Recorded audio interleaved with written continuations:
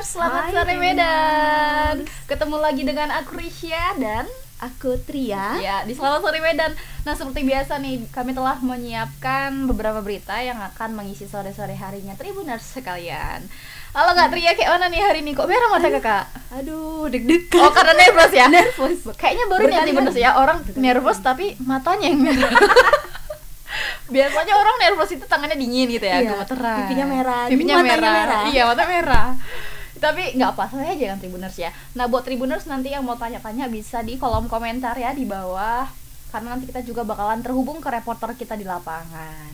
Nah, yang pertama nih Kak, kita lagi hype-hype-nya bentar lagi udah mau pemilu-pemiluan ya. Iya. Nah, jadi ini ada nih APK nih atau alat peraga kampanye bergambar calon presiden dan wakil presiden Prabowo Subianto Gibran Rakabuming Raka terpasang di depan kantor Desa Wonosari, Kecamatan Tanjung Morawa, Kabupaten Deli Serdang. Aduh, ini harus aturan nggak boleh ya kan Kak? Ya nggak boleh lah. Namanya nih udah punya kantor negara lah ya Iya, kan? suka-sukanya aja jadinya ya, Ca. Nggak boleh dipakai untuk berkampanye, tempat berkampanye. Tapi dari informasi yang dikumpulkan, sudah lebih dari 10 hari lamanya APK tersebut terpasang nih Kak. Nah, meski berada tepat di depan kantor desa, namun pihak pemerintahan desa nih membantah sengaja melakukan pemasangan. Jadi kayak mana nih kok bisa dia terpasang di situ ya kan? Apa ada orang dalam? Orang dalam atau dia terpasang sendiri gitu. Masang Kamu pas sendiri. malam-malam ada ninja. Oh iya ya, Ninja Warrior namanya. Nah, meskipun ada bantahan dari pihak kantor tersebut Tribuners, namun banyak juga orang yang merasa kurang yakin nih dengan pernyataan si pihak desa itu. Hal ini lantaran Kepala Desa Wonosari bernama Suparman juga merupakan Ketua Asosiasi Pemerintah Desa Seluruh Indonesia Sumatera Utara. Nah, pantauan dari Tribun Medan nih pada Kamis hari ini, tadi pagi nih sekitar pukul 10-an, anggota Badan Pengawas Pemilu yang berstatus PTPS juga datang ke lokasi untuk memfoto APK yang terpasang di kantor desa. Berarti hari ini juga masih terpasang tadi ya kan? Iya. Belum dicabut juga ya. Nah, karena kantor desa ini berada di jalan utama desa, setiap kendaraan yang melintas pun banyak yang memandangi APK itu. Superman yang hendak dikonfirmasi tidak berada di tempat, tidak diketahui secara pasti kemana Superman berada. Nah, untuk tahu informasi lebih lanjut, kita ada video nih Kak ya. Ada Kita ya, saksikan dulu langsung aja. video yang berikut ini.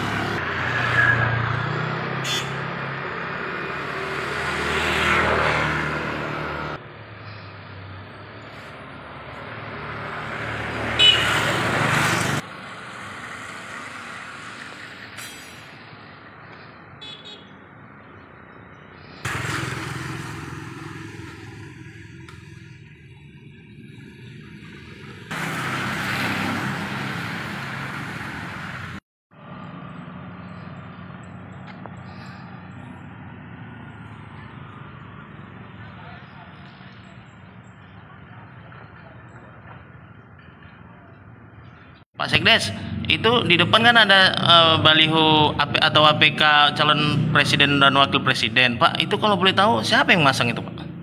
Oh, kalau soal pemasangan baliho itu kita nggak tahu. Nggak tahu ya. Udah berapa lama kira-kira itu, Pak? Ya lebih kurang 2 minggu lah.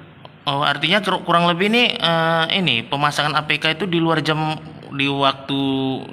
kantor di sini, kantor desa ini mungkin Iya. gitu ya. Malam atau apa gitu ya, atau hari libur gitu. Ya malam kurasa itu. Malam. Pak, itu Pak, kalau saat ini di baliho yang sama di desa ini banyak, Pak? Kita nggak tahu. Nggak tahu Kalau di desa lain kita nggak tahu. APK-APK seperti ini ada banyak dipertanyakan masyarakat nggak, Pak? Kalau masyarakat nggak ada bertanya. Nggak ada ya. Karena biasa di luar kantor baliho biasanya. Pak, itu balihonya itu kira-kira Pak di area kantor apa di luar kantor tuh kira? Kalau banyak menilai kan di depan kantor gitu. Sebenarnya itu titiknya masih di luar kantor gitu. Di luar kantor. Itu kan di ruas jalan dia. Oh, ruas jalan. Nggak ada sebelumnya Pak orang mau permisi pasang di situ gitu-gitu, nggak ada Pak? Enggak. Nggak ada risi desa. Kita enggak karena merasa nggak di pekarangan kantor. Oh, beda sama Iya. situasi kok di apa mungkin ditertibkan langsung gitu. Iya. Oke. Ya, itu dia ya. Dari Pak siapa nih dari Kak Kandias ya? Oke, nah untuk menjawab pertanyaan-pertanyaan Tribuners kita sudah terhubung bersama reporter kita di lapangan, ada Bang Indra. Halo, Bang Indra. Selamat sore. Iya, sore kakak. Kayak mana Bang, sehat hari ini? Alhamdulillah sehat. Oke, Bang. Apa nih Kak Tria tadi mau tanya apa tadi Kak? Itu gimana Bang ceritanya Bang? Boleh Bang jelasin nggak? Kok bisa nih ya kan terpasang spanduk Prabowo Gibran di depan kantor kepala desa? Ya, jadi sampaikan, jadi APK yang terpasang di depan kantor desa Wonosari, Kecamatan Tanjung Perawa, Kabupaten Deli Serdang ini mulai jadi pembicaraan karena APK milik calon presiden dan wakil presiden Prabowo Subianto dan Gibran Raka Buming Raka ini tepat terpasang di depan kantor desa. Jadi karena itulah masyarakat dan banyak pihak lainnya menyoroti mengapa hal itu bisa dipasangkan tepat di bagian depan kantor desa. Karena memang ini menjadi untuk saat ini ya, informasi yang kita terima masih menjadi satu-satunya kantor desa yang di depan kantornya itu dipasangi APK salah satu calon presiden seperti itu. Jadi kasus ini juga sudah mulai jadi pembicaraan masyarakat luas, termasuk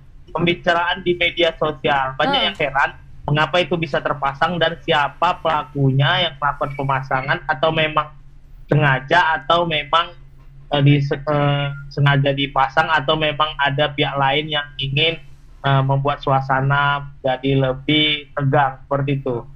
Nah ini kan Bang, pihak aparat desa Wonosari ini kan membantah nih kalau mereka yang memasang APK tersebut. Tapi kenapa nggak dicopot Bang? Udah berhari-hari kan gitu ya, lebih dari 10 hari. Kenapa Bang? Ada alasannya? Ya, jadi pemerintah desa termasuk kepala desa itu sendiri, kepala desa Wonosari, Bapak Suparman, begitu juga dengan sekretaris desa ini sudah memberikan keterangan pers, menyatakan bahwasanya mereka tidak bisa berbuat banyak karena memang jika diamatin, walaupun posisi APK itu terpasang titiknya di depan kantor desa, namun mereka berpendapat titik pemasangan itu sudah berada di area luar halaman kantor. Jadi memang kalau kita perhatikan lebih detail, ini APK yang terpasang ini melewatin batas parit yang ada di depan kantor desa, atau dia lebih dekat ke jalan. Namun meski demikian, ini pemasangan APK tetap saja bantahan dari pemerintah desa ini banyak diragukan banyak pihak, karena memang posisi dari kepala desa Wonosari ini sendiri adalah ketua abdesi Sumut. Ya, jadi adanya permintaan penambahan jabatan dari 6 tahun ke 9 tahun yang saat ini terus digaungkan oleh beberapa kepala desa termasuk asosiasi abdesi, ini menjadi selalu dikait-kaitkan bagaimana pemerintah desa itu mencoba mendekati pihak-pihak penguasa untuk membantu mensosialisasikan calonnya seperti itu. Tapi kepala desa Wonosari ini, Suparman, ini telah membantah bahwasanya pihaknya ini tidak ada sama sekali melakukan pemasangan. Mereka juga tidak mengetahui siapa yang melakukan pemasangan. Dia mengaku sejauh ini masih netral dalam status pemilu ini, seperti itu teman-teman. Oke, tapi kalau dipikir-pikir walaupun itu terpasang di luar area, cuman dia berada di tempat bacaan kantor kepala desa itu ya Bang ya? Tugunya Ya, tepat jadi sekali. nggak boleh ya? Jadi kayak langsung dicabut aja nggak boleh? iya, berarti gitu ya, mereka Bang? merasa itu tidak keberwenangan mereka gitu Bang? Iya, jadi kalau mereka sendiri berpendapat karena posisinya berada di melewati batas parit, artinya lebih dekat ke pinggir jalan. Nah, ini bukan jadi kewenangan mereka untuk memindahkan atau mencopot. Nah, menurut mereka ini kewenangan ini ada pada Bawaslu. Jadi mereka juga mengatakan jika memang ada calon-calon lain yang mungkin memasang di samping baliho atau APK yang ada, ini mereka juga tidak bisa berbuat banyak karena itu dianggap bukan di wilayah mereka, seperti itu teman-teman. Jadi APK ini berukuran kurang lebih sekitar 1 meter kali 1 meter dengan seragam, ini kayu. Dan saat ini saat saya turun ke lokasi tadi, ini Bawaslu juga, anggota Bawaslu yang ada di desa ini juga sudah menjadi perhatian mereka. Namun sejauh ini belum ada sikap dari Bawaslu sendiri apakah ini termasuk bagian dari pelanggaran pemilu atau tidak. Karena memang sebelumnya itu Ketua Bawaslu pernah berulang kali mengatakan kepada awak media bahwasanya ada beberapa tempat yang dikategorikan tempat dilarang untuk menempatkan APK, termasuk fasilitas-fasilitas negara, sekolah, rumah ibadah, seperti itu. Namun karena titiknya ini hanya melewati batas parit saja, ini belum tahu apakah memang ini bagian dari pelanggaran atau masih bisa masih sesuai dengan ketentuan, seperti itu. Tapi sejauh ini ada nggak bang warga yang misalnya protes gitu ya atau mempertanyakan nih kepada pihak kepala desa Wonosari terkait hal tersebut? Nah, untuk berdasarkan keterangan dari pemerintah desa, mereka sendiri belum ada menerima komplain dari masyarakat. Meski demikian, tapi kejadian ini membuat sorotan dari kalangan masyarakat. Apakah memang benar-benar pemerintah desa ini memang netral dalam hal ini atau tidak? Karena memang masih dianggap terlalu terlalu mustahil sepertinya pemerintah desa tidak tahu siapa orang yang memasang itu gitu. Karena memang kalau dilihat dari sekitar lokasi ini, kawasan ini juga termasuk kawasan yang ramai penduduk seperti itu, teman-teman. Oke. Nah, tapi itu kira-kira kapan tuh pasangnya tuh, Bang? Nah, untuk keterangannya, jadi kapan pastinya ini tidak diketahui, namun berdasarkan keterangan pemerintah desa, mereka menyatakan sudah sekitar 2 minggu lamanya ini sudah terpasang di depan kantor mereka. Jadi memang yang banyak dipertanyakan orang, mengapa posisinya itu tepat berada di depan tugu, kenapa tidak sehingga menutupin, kalau kita amatin itu menutupin tugu kantor desa. Iya benar-benar. Tapi bang, kalau menurut saya sih seharusnya karena itu menutup bacaan yang di situ ya, orang itu berhak untuk setidaknya memindahkan ya kalau memang nggak mau dicabut, tapi mereka juga tidak mengambil tindakan tersebut. Baiklah Bang Indra ya, terima kasih banyak atas informasinya. Selamat beraktivitas kembali. Selamat sore. Sore Bang Indra. Lengkap ya Bang Indra ya. Iya lengkap. Bang Indra ini nggak usah diragukan dia Kak Tria. Iya. Oke, gitu apa ya. lagi nih? Nah yang kedua nih. Ini ada seorang pria berinisial BS berusia 70 tahun ya, udah lanjut usia ya. Dia menjadi korban, diduga menjadi korban perampokan dan pembunuhan. Lalu jasadnya dibuang ke Sungai Bayun, Aceh Timur. Aduh, serem kali ya. Ia diduga dibunuh dan dirampok di dalam ruko tempatnya menyimpan burung yang terletak di Jalan Gatot Subroto, Gang Harapan, Kelurahan Sikambing, Kecamatan Medan Helvetia. Menurut Tantawi, warga sekitar, dirinya sempat terkejut nih mendengar kabar bahwa korban meninggal dunia dengan cara mengenaskan. Ia mengaku terakhir kali bertemu dengan korban pada Minggu 14 Januari lalu pada malam hari, dan keesokan harinya korban tak ada lagi kabar dan gak terlihat lagi gitu Tribuners. Nah, selama ini korban dikenal sebagai seseorang yang mudah bergaul dan bersosialisasi di lingkungan sekitar. Katanya korban telah tinggal di ruko tersebut sudah sejak lama. Nah, ruko itu dijadikan tempat penyimpanan burung oleh korban. Tantawi menyampaikan bahwa korban bukan merupakan warga asli di lingkungan tersebut. Ia merupakan warga Perumna Simalingkar, Kelurahan Mangga, Kecamatan Medan Tuntungan. Lebih lanjut, dia mengaku tidak mengetahui apapun soal kejadian pembunuhan terhadap korban. Nah, hambatan Tribun Medan nih Tribuners, di ruko 3 lantai itu tampak sepi nih dan tertutup rapat. Depannya juga sudah dipasang garis polisi. Terlihat juga beberapa kandang burung korban masih berada di depan. Aduh. Sebelumnya polisi masih selidiki kasus temuan mayat terbungkus dan dibuang ke sungai kawasan Aceh Timur. Jauh juga ya, di Aceh sana ya.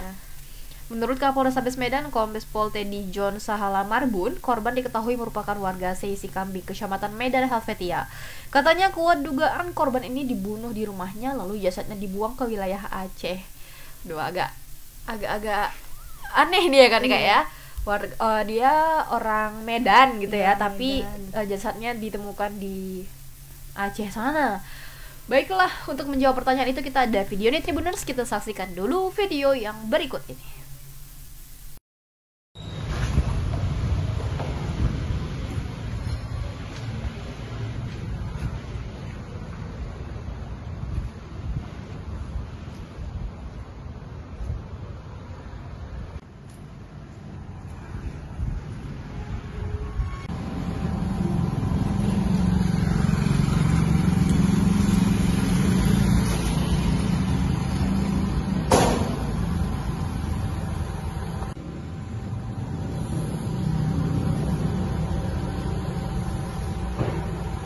Saya sama sebelah dokter Siti Maria itu. Kenal Pak sama korban?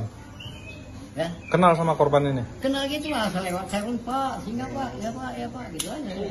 Duduk sama saya depan. Biasanya dia tinggal di rumah itu sama siapa aja? Oh enggak tahu deh. Ada pegawai satu. Ada pegawainya satu orang. Nah, pegawai itu kerjanya. Pekerjaannya ya. Tapi biasanya di situ dia berternak burung-burung apa?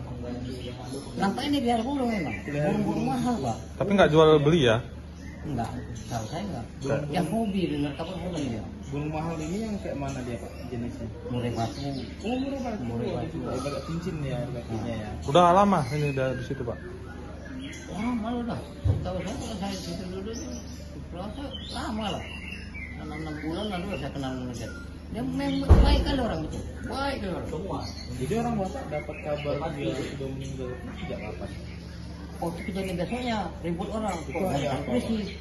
Ada apa? Enggak ingat saya. Semalam? Pak Kenop Tarigan pernah datang. Kenop Tarigan datang. Kenop Tarigan polisi datang. Yang lain polisi saya nggak kenal. Kapan terakhir nengok korban Pak? Kenop di situ. Kapan terakhir nengok korban Pak? Bapak jumpa sama dia? Nggak ingat aja tanggal memang hampir tiap hari lah sepulang saya dari Pak singgah Pak, nanti asal pagi saya lewat duduk dia udah minum kopi, dia tetap minum kopi sampai pagi itu di Gang Rahmat. Maka proses kalau Gang Rahmat tahu kan itu. Udah berapa hari tutup itunya Pak? Kedainya itu tempat burungnya. Selama garis polisi lah. Sebelumnya buka karyawannya gitu yang jaga. Nah kalau ada satu. Tahu saya satu yang Sebelumnya baik. Ya ini dari warga sekitar ya Kak ya, warga tetangganya mungkin ya. Katanya si korban ini baik ya kan, suka negur. Nah tapi kalau Tribuners penasaran nih kenapa bisa sampai ke Aceh ya, kita sudah terhubung bersama reporter kita di lapangan, ada Bang Alfiansyah. Halo Bang Alfiansyah, selamat sore. Selamat sore, ya. Kayak mana tadi? Risha dan Terbalik-balik abang, aku pleko-pleko nih. Risha dan Ria. Oke, Bang Alfiansyah mungkin boleh dijelasin dulu Bang gimana nih kronologinya korban ini bisa sampai ditemukan dalam keadaan yang telah meninggal dunia. Memang kemarin Polrestabes Medan ketika Satreskrim itu mendapatkan informasi dari Reskrim Polres Langsa, di mana ada seorang warga Medan yang ditemukan di kawasan Aceh Timur dalam kondisi meninggal dunia. Nah, di mana jasad ini ketika ditemukan itu awalnya sempat dikira Mr. X ataupun tidak ada identitas. Setelah ditemukan itu kondisinya itu dalam keadaan terbungkus begitu dan terikat di dalam sungai. Mayat ini pun awalnya itu berdasarkan informasi yang kita peroleh itu awalnya itu ditemukan oleh seorang nelayan yang kedua itu melintas di sungai tersebut. Nah setelah itu pada sekitar tanggal 16 Januari kemarin, setelah penemuan itu warga pun langsung melaporkan temuan mayat itu ke kantor polisi terdekat hingga akhirnya jenazah itu dibawa ke rumah sakit Langsa begitu. Nah, setelah di rumah sakit Langsa, polisi melakukan penyelidikan terkait identitas si jenazah ini dan ditemukan bahwasanya si korban ini merupakan warga Medan begitu yang berdomisili di Sikambing, Kecamatan Medan Helvetia. Nah, dari sana setelah mendapatkan informasi, barulah unit Satreskrim Polres Langsa itu berkoordinasi dengan Satreskrim Polrestabes Medan karena dugaan kasus pembunuhan ini terjadi di rumah ataupun ruko dari si korban ini. Nah, tadi kita sempat datang juga ke lokasi di mana yang diduga kuat itu menjadi lokasi tempat korban ini dibunuh, itu berada di Jalan Gatot Subroto, Gang Harapan, Kecamatan Medan Helvetia. Nah, tadi memang amatan kita tuh di lokasi itu kawasannya memang sepi ya, tidak ada tetangga juga di sekitar, dan kondisi ruko 3 lantainya ini sudah dipasang garis polisi. Nah, menurut keterangan dari para warga di lokasi, memang si korban ini itu sudah tinggal ataupun menghuni ruko tersebut sudah bertahun-tahun begitu. Nah, memang menurut pengakuan warga, si korban ini memiliki hobi pelihara burung gitu, jenis murai batu, dan ditaruhnya itu di ruko tersebut begitu. Nah, setiap paginya memang si korban ini terlihat di ruko tempat penyimpanan burung ini, karena dia memang bukan warga asli Helvetia, warga Simalingkar. Tuntungan ya, Bang ya. Ini sudah dibawa ke rumah duka. Nah, informasi terupdate itu memang kemarin polisi sempat menangkap terduga pelaku penadah yang memegang mobil korban, karena pada saat kejadian memang mobil korban ini sempat hilang begitu. Nah, mobil korban ini ditemukan di kawasan Aceh Tamiang, dan berikut juga penadanya sudah diamankan. Nah, tadi pagi berita terupdate itu terduga otak pelaku pembunuhan ini sudah ditangkap juga oleh polisi berinisial E. Gitu. Oke, nah berarti Bang, si korban ini tinggalnya itu memang di ruko yang di Sikambing ya tadi ya, di Jalan Gatot Subroto ini, atau di Medan Tuntungan tinggalnya? Ya, tinggalnya memang dia kadang kali-kali di ruko itu untuk menjaga burungnya, karena memang ruko itu khususnya memang ditaruh itu peliharaan dia, di burung-burung itu dia kadang sering di ruko tersebut, kadang juga sering pulang ke Simalingkar begitu, menurut penelusuran dari warga di lokasi. Tinggalnya bersama siapa beliau ini, Bang, korban ini? Ya, informasinya tuh dia tinggal dengan anak laki-lakinya, sementara dia tuh ada 5 orang anak begitu, yang 1 orang laki-laki, 4 perempuan itu berada di Jakarta, dan 1 di Medan. Si korban menurut informasi dia itu tinggal dengan anak laki-lakinya ini. Oke, tapi kok Kak Tria nggak habis pikir ya, Kak, bisa sampai ke Aceh gitu ya? Kira-kira gimana itu, Bang? Kenapa korban ini bisa gitu? Terbawanya ke Aceh itu bagaimana, Bang? Dan mobilnya juga ditemukan di Aceh, itu gimana?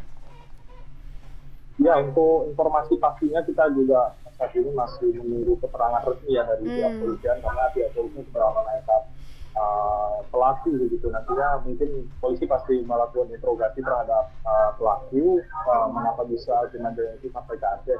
Namun kuat dugaan memang jenazahnya ini sengaja dibuang begitu jauh dari lokasi pembunuhan, mungkin agar tidak terdeteksi begitu. Oke. Nah, pelakunya ini kira-kira ada hubungan apa dengan korban, Bang? Apa memang pure melakukan perampokan atau ada niat lain? Nah, itu yang belum tahu, kita masih menunggu juga keterangan dari pihak polisian, keterangan resminya, karena mungkin baru ditangkap dan masih diperiksa begitu di Polrestabes Medan. Terus kan Bang Pian, burungnya itu sekarang di mana? Oh iya, keberadaan burung-burung punya korban ini, Bang, apakah masih di ruko ya kan? Atau ada yang juga yang diambil oleh si pelaku ini? Informasi yang beredar memang katanya harga burungnya ini pun ada mencapai ratusan juta begitu ya. Informasinya itu ada burungnya juga yang hilang. Namun informasi itu masih perlu kita pastikan lagi dari pihak polisian karena pihak polisian belum ada memberikan statement begitu apa saja barang korban yang hilang. Yang jelas itu satu unit mobil yang sudah ditemukan itu sempat hilang katanya. Gitu. Baik, kira-kira nih korban ini menghilang Bang sejak kapan Bang? Nah, pengakuan dari warga karena dia kan menurut keterangan warga di sana dia ini kan sangat akrab begitu dengan para warga di sana. Nah, informasinya dia ini sempat pergi ke acara pesta begitu di kawasan Helvet bersama dengan warga-warga di sana itu hari Minggu tanggal 14 Januari begitu. Setelah dia pulang dari pesta sekitar pukul 9 malam dia berpamitan dengan warga nggak pulang, katanya dia mau pulang ke ruko tuh. Nah, keesokan harinya itu tidak ada kabar lagi begitu korban dan handphonenya itu sudah mati. Dan beberapa hari kemudian barulah jenazah ini ditemukan tepatnya di tanggal 16. Nah, kemungkinan dugaan kita itu terjadi pembunuhannya itu di sekitaran tanggal 14 atau 15 Januari begitu karena di tanggal itu korban sudah tidak terlihat lagi. Tidak terlihat lagi. Oke, baik, terima kasih banyak Bang Alfiansyah. Udah cukup Kak? Cukup ya. Kami nunggu updatean informasinya. Terima kasih Bang Alfiansyah. Selamat beraktivitas kembali. Selamat sore. Sore, Bang. Ya, jadi ini memang masih minim informasi ya Kak ya. Pelakunya juga belum tahu ada niatan apa selain merampok. Terus kenapa bisa sampai ke Aceh sana dibawa gitu kan? Burung mahalnya pun ada yang hilang. Iya, ratusan mobilnya juta juga lagi. iya. Baiklah Tribuners, itu dia ya, hari ini hanya 2 berita nih yang kita bawakan ya, semoga bisa mengisi sore-sore harinya Tribuners kalian.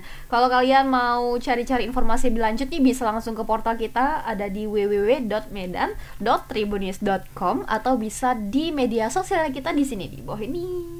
Atau bisa juga download aplikasi Tribun X ya Kak ya. Iya. Udah tersedia di App Store maupun Play Store. Oke Tribuners, aku Risha, Aku Tria. beserta kru yang bertugas pamit undur diri. Bye Tribuners, selamat sore Medan.